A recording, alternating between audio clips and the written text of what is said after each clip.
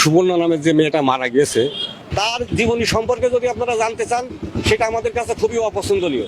চুয়াডাঙ্গায় ঘটে গেল অবিশ্বাস্য এক ঘটনা। সুবর্ণা নামের এক টিকটকার নিজের স্বামীর সাথে ঝগড়া করে তার নিজের প্রাণ নিজেই দিয়ে দিল। এখন তার লাশ দাফনে কিন্তু বাধা দিচ্ছে এলাকাবাসীরা। সম্পূর্ণ তথ্য নিয়ে আজকের এই ভিডিওটি সাজানো হয়েছে। আপনারা সম্পূর্ণ ভিডিও দেখতে থাকবা, আসল ঘটনাটা কি জানতে পারবা। তার ব্যবহার আচার এবং তার চলাফেরার যে গতি সেটা আমাদের কাছে পছন্দনীয় না। এলাকাবাসীর দাবি হচ্ছে এই মেয়েটা খুবই উড়সিঙ্গল ছিল এবং মেয়েটার চরিত্র ভালো ছিল না, চরিত্র খারাপ ছিল, যে কারণে এই মেয়েটা টিকটক, ফেসবুক, ইনস্টাগ্রামে সবসময় তার শরীর বিক্রি করে হেকাইতো এবং হতো। এর জন্য তারা চায় না তাদের পারিবারিক এই মেয়েটার এর মতো একটা জাহান্নামী একটা মেয়ের দাফন হোক তাদের পারিবারিক গুরুস্থানে। তারা চায় যে তাদের এলাকা ছেড়ে অন্য কোথাও গিয়ে এই মেয়েটাকে দাফন করুক। এর জন্য তারা বাধা দিচ্ছে যে তাদের এলাকাতে এই মেয়েটার যাতে দাফন হয় না।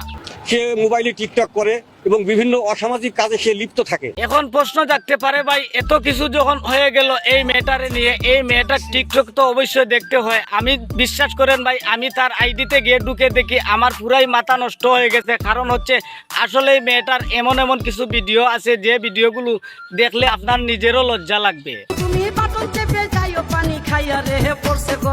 ভাই বিশ্বাস করেন, আমি এর চেয়ে ভালো ভিডিও আর তার আইডিতে খুঁজে পাইনি। এর জন্য এই ভিডিওগুলো কালেক্ট করছি আপনাদেরকে দেখানোর জন্য। এখন প্রশ্নটা হচ্ছে, দেখেন একটা বার চিন্তা করে, আপনি হয়তো এখন শরীর বিক্রি করতে পারেন এবং অনলাইন প্ল্যাটফর্মে মানুষদেরকে দেখাইতে পারেন এবং নিজের শরীর ইজ্জত নষ্ট করে আপনি থাকতে পারেন কিছু সাময়িক সময়ের জন্য, কিন্তু আপনিও একদিন মরতে হবে।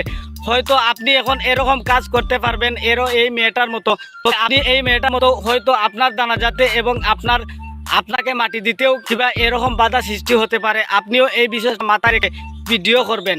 আপনি হয়তো টিকটক করেন, ভিডিও করেন, সমস্যা নেই, তবে শালীনতা বজায় রেখে এবং এলাকাবাসী এলাকার ইজ্জত সম্মান বজায় রেখে করেন, যাতে আপনার সাথে এরকম ঘটনা না হয়। এলাকাবাসী কিন্তু খুব ভালো একটা পদক্ষেপ নিছে।